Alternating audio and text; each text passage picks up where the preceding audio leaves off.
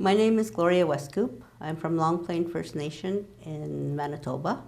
I'm 60 years of age, and I was diagnosed with breast cancer in 2008. I'm about 6 weeks away from my final treatment, and hopefully everything will be fine.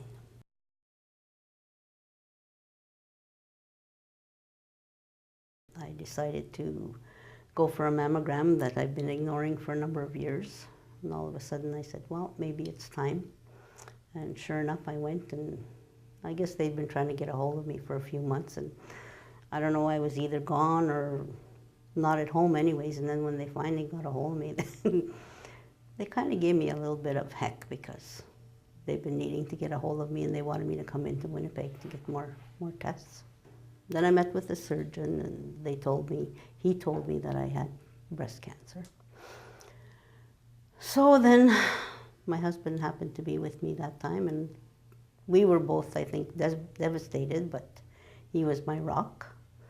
He's been my rock through the whole thing, so that was good.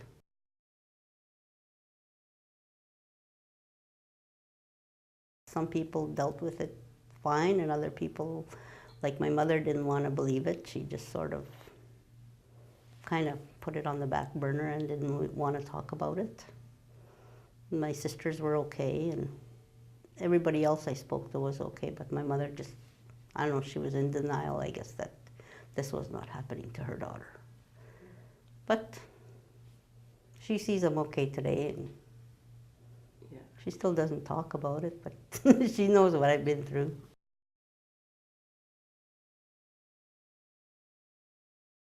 I had my first chemo in Winnipeg, and then I had the following chemos here at the Portage Hospital.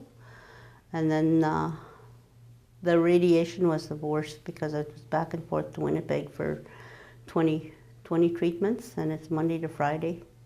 Every day you're in there and home, and that's like 2 hours there and 2 hours back. And that was the worst part because I couldn't rest. I was always on the road, it seemed.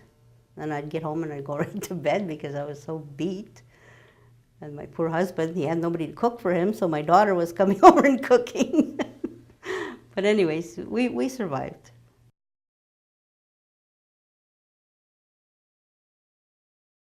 That's the part that didn't happen till about a month into it, or maybe more, probably 6 weeks. And I was starting to think, oh, maybe I'm one of the lucky ones and I'm not gonna lose my hair. And then all of a sudden one day I was in the shower and I was washing my hair, and I pulled my hand out and it was full of hair. Oh, now it's starting. So within a week it was gone. That was really difficult for me. I couldn't handle being bald. So, Cancer Care did provide wigs, but they're not good wigs. So my husband took me to the Bay and bought me a wig. And I was okay. I wore a lot of hats and scarves in the beginning. I wore my wig when I was out, but when I was at home, I wore a baseball cap.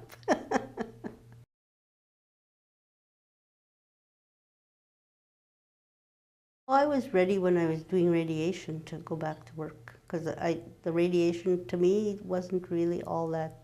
It was tiring, but it wasn't hurting me, or not like the chemo. So I was ready to go back. I'm out of the house now. I'm not sitting in the house looking at four walls and wondering what I'm going to do today, when there wasn't a whole lot I could do anyways because I wasn't allowed to. But I just wanted to get out and be back in the land of the living.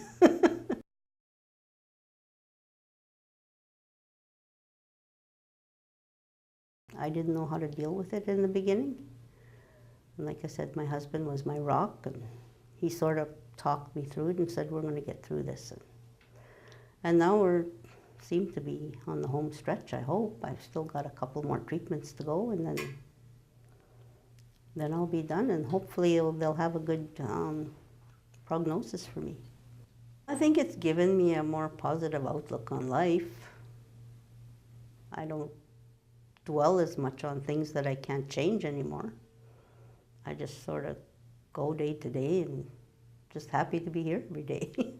sort of thing, that they were able to find this and that I can go on, that I do have the ability to go on.